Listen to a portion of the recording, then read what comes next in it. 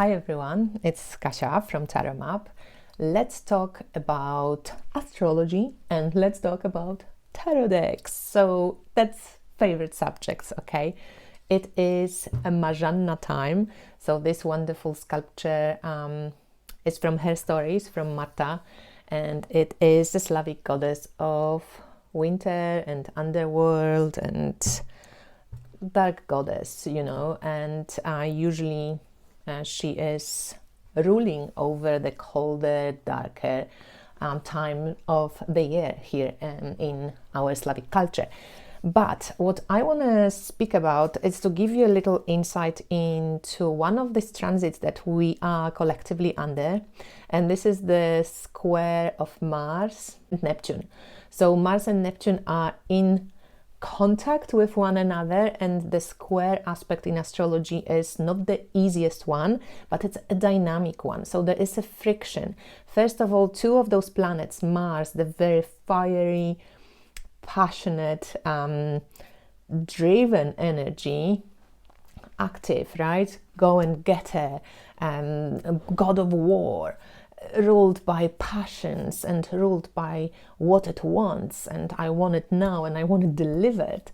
And then the other planet, Neptune, which is a total opposite, compassionate, a gas planet, no boundaries, diluting boundaries. Mars, assertive, healthy boundaries, egoistic even. Neptune, no boundaries, service oriented, devotional, poetic. It's called mystic of the zodiac. So two energies in contact with one another right now via the square aspect, and the square is, as I said, not the easiest one. It's like a friction energy. So Neptune and Mars are meeting like on the path of war, let's say. It's not easy, it's not flowing, it's not supportive. So not only are two of those planets so different energetically from one another, and then also there is the square aspect. But square aspect, despite it being quite difficult, it is actually also quite dynamic. And during the square, stuff comes to the surface and you're ready to actually do something about it because it's annoying or it's, frustrating or something. So it usually creates or pushes an individual to action. It's an active sign. So Mars right now is in retrogradation, in a strange retrogradation, because usually when Mars goes retrograde, it's not going on for so long. Mars went retrograde, I think, on the 30th of October, so end of October, and it's going to stay retrograde in Gemini till 23rd of January, so for a very, very long time for a Mars. And Neptune is in Pisces. Pisces and Gemini create the square because they're mutable signs and they create the mutable cross. So when Mars is in Gemini, Gemini is an air element sign, and Gemini is about networking, it's about communication most of all. It's ruled by Mercury. So when Mars goes retrograde, we might collectively have a lot of communication stuff coming up, maybe for healing, because Neptune also has possibility of healing this stuff.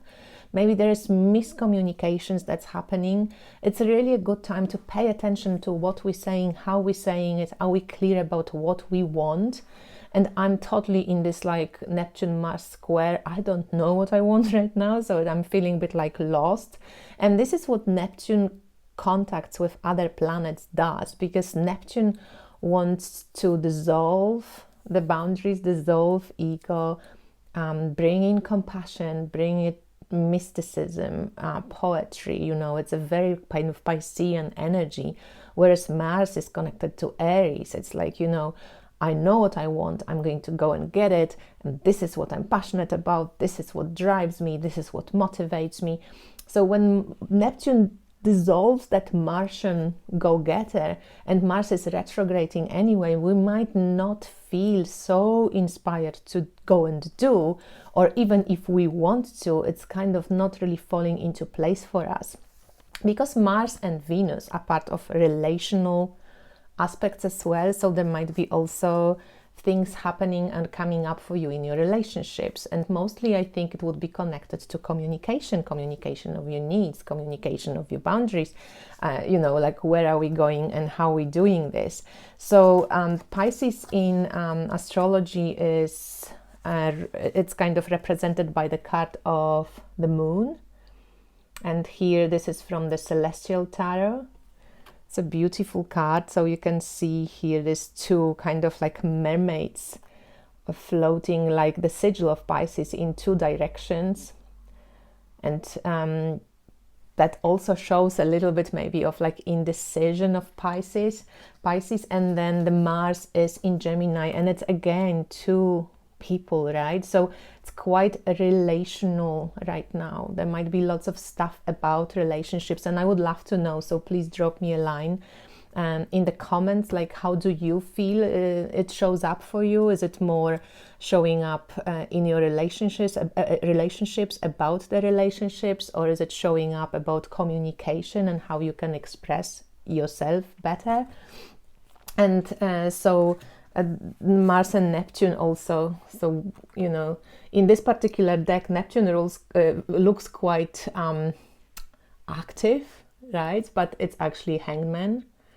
And Mars is connected to the card of Tower. So in this particular deck, maybe they're not so different, but we can see fire and water, right? And here Neptune, we can see the Hangman here, and Neptune as the god of the waters, right? And Mars being just the warrior, the god of war. And there's also mutable air, Gemini, with like Page of Swords and ruled by Mercury.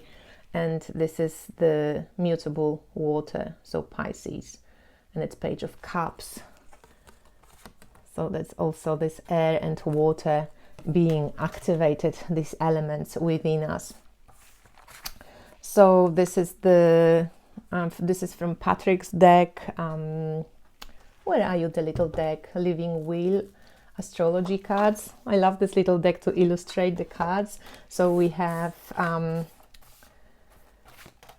Mars and we have Neptune. So it would be good for you, if you know your chart, to check where Mars and Neptune, transiting Mars and Neptune, what areas of your life is being activated by Mars and what area of your life is being softened and diluted by Neptune, and how now maybe Mars feels a bit more frustrated because maybe it wants to act but it's retrograding, and then Neptune on top of it.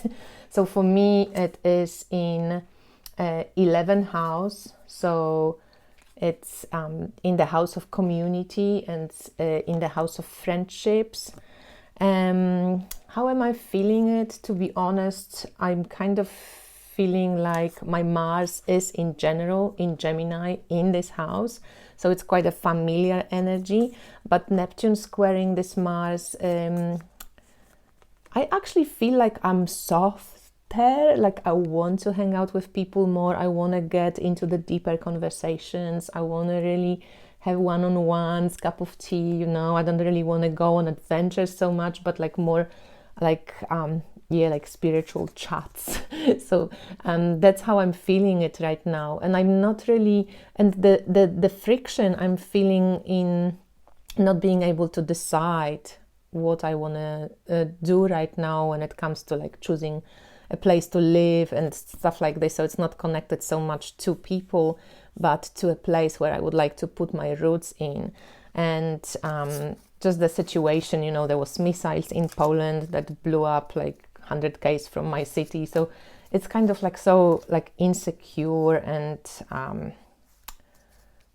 just a very, like strange time to make decisions if you want to buy a house or you want to, I just can't decide. So I think I feel this friction of Mars and Neptune. You can also check, because they also were in conjunction already in beginning like 12th of October for a couple of days, and now they're going to stay till like 22nd, 23rd of November. So it takes only a couple of days. And I just thought I'm going to speak about it because I wanted to show you some decks and some Martian decks so more like bold, independent, assertive, you know, with big voice, and some Neptunian decks, which are a bit more flowy, not really sharp on edges and stuff like this. So I would be really curious to hear from you what would be your choices of like Martian decks and Neptunian decks. But just to finish about this astrological time, it's good for you right now to be flexible because, as I said, Mars is in retrograde motion, and also it's weakened by Neptune via this square. So even if you might have a plan and have like ambitions and motivation to do things, sometimes it might be diluted, it might not really fall into place so easily. So be flexible with your plans, be flexible with decisions, and so on. You can ask yourself sometimes, because with Neptune, this is unconscious planet also, it speaks to our unconscious or subconscious motion. So like, what blocks your actions? Because now you can maybe see these things, you know, where do you sabotage yourself?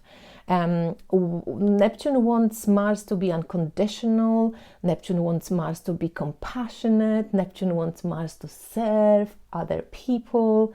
Neptune dissolves what actually Mars conquers or wants to conquer, right? And Mars wants to conquer, Mars wants to be decisive, Mars wants to be independent, Mars wants to do what it wants to do and not worry about anybody else. So there's two distinct energies that are right now. You might be feeling this within you, you know, part of you want to do something for others, and then the other part was just like, fuck this, I don't want it, you know. So because Mars is in Gemini and Neptune is in Pisces, that could be also some unconscious anger, unconscious frustrations, unconscious things that need to be forgiven or spoken with Mars in Gemini that will be coming to the surface as well. Or like, you know, Mars will be like energizing that unconscious parts. So some misunderstandings, miscommunications, maybe now it's a good time to clear things up as well, or maybe after this transit in a couple of days. Also words that have been, you know, hidden, or secrets that need to be spoken, things that we maybe need to say. Now it's a really good time to, you know, do that. And we do have ability, right, to speak, to heal, to forgive, to soften our hearts.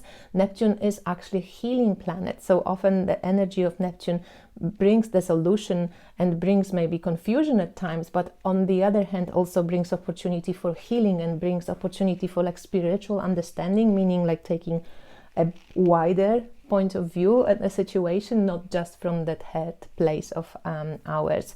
So decks that have, to me, this like Martian energy, which means that are bold, intense, loud, colorful, strong, you know, they have the strong voice. You don't have to think twice. I thought of Stunning Tarot because it is just like Martian in look, you know, so it's bold art, you won't mistaken it for anything, bold colors, bold images. I think this is a very Martian, in like, you know, strong voiced deck. Another one which I was surprised when I picked it, but I think Story Medicine Tarot by Jessica Zinchuk, it is also a quite, this first edition, because the other ones, I think they're Neptunian, but this first one, I think it's Martian, like it's bold. Again, you won't mistaken its message, it's intense, it's strong, you know, the artwork is like very kind of focused, dynamic. To me, Martian energy. So do you agree with me or not? Please drop a comment below, and please give me some love for the algorithm. Like the video, subscribe if you enjoyed it, do comment, because that helps a lot. Another one that I was also surprised by, I think that the Red Seeds Tarot, this one could be maybe a little on the like middle way, but I still think this is more like a bold statement, you know. The colors are maybe not so Martian, but some are. And again, the artwork is quite bold, it has its unique, very kind of strong voice.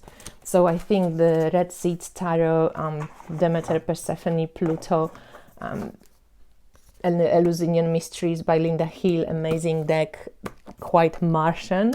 And then I also thought like the Dark Goddess Tarot, again, another one, I think Martian, you know, strong voice, bold colors, bold art. You don't mistaken this for anything. It's not flowy, it's not floating, you know what you're getting. And that's often, you know, Mars. Sometimes you get too much of it. And also this beautiful tonelone,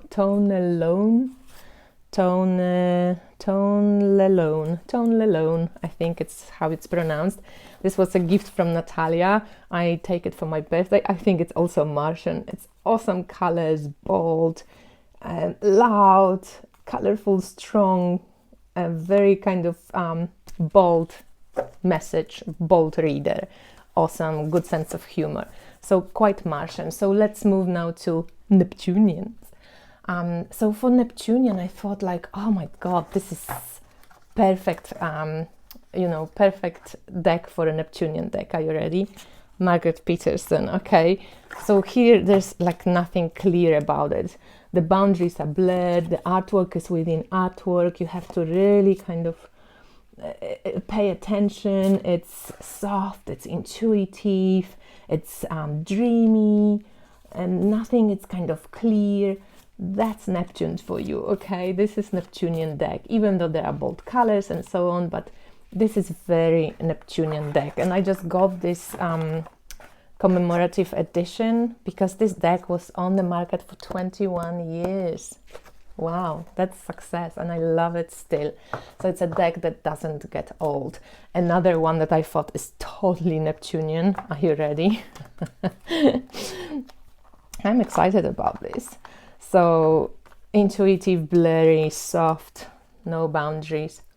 Abyssal Tarot. So this is a photographic deck and totally Neptune here, okay? It's all like bold, no. I mean, some cards maybe yes, but it's dreamy. It's, you don't know if it's happening underwater. What's the story with this deck? Again, like just beautiful. So, but very Neptunian, very kind of dreamy, very not from this world. That's what Neptune feels like, okay? It's blurs boundaries. And then I thought, you know, the Story Medicine, actually the second edition by Jessica. So Jessica is a person that's Neptunian and Martian. So this one is much more watery. This one feels more Neptunian somehow, even though the artwork is still quite bold, but I don't know, it just feels much more flowy. There's much more movement in the body. It's kind of like, yeah, it's a bit like prayerful. So Neptune is connected also to like Christ consciousness and stuff like this. And the last one, the Seaweed Sisters, even more Neptunian than the others, because this artwork, again, very flowy. Sometimes, you know, the boundaries are kind of blurred. You have to really, like, it's dreamy, it's intuitive. So this green edition, any edition actually of the Seaweed Sisters, the final one or the green one, it's a very nice example, I thought, of the Neptunian deck. And then there was one more that's, you know, there's a lot, but I'm not going to show all my decks, but the Shamanic Dream Tarot, again, very Neptunian, okay?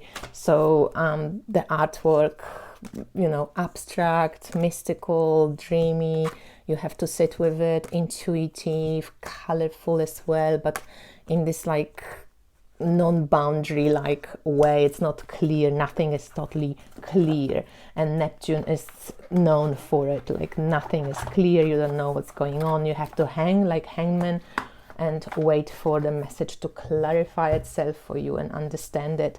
I mean, Jupiter went also into Pisces for now, so Neptune and Jupiter are in the nice supportive energy, and they were conjoined in April when we put some seeds. Like for me, it was all about flower essences, and I know I promised there will be a class of flower essences coming, but you know me, I like to test things before I put them out or teach them. I'm not the person who does one course or something, and I'm a specialist now. I really like to be more experiential before I actually go and share information with you. So for me, in April this year, it was everything about flower essences, and it keeps continuing now. That's why I think it's quite interesting that this stuff from April keeps coming back with this Jupiter moving back into Pisces. So what's on repeat for you? Take a look. And yeah, share with me your Neptunian, dreamy, intuitive, blurry decks that you like reading with, and the bold ones, instinctive, loud, colorful, strong, intense decks that are Martian. And what do you think about my choices? Anyway, thanks for listening to me. Enjoy this Mars square Neptune, even though it might be touch frustrating on the go and get and do things field. And see you soon.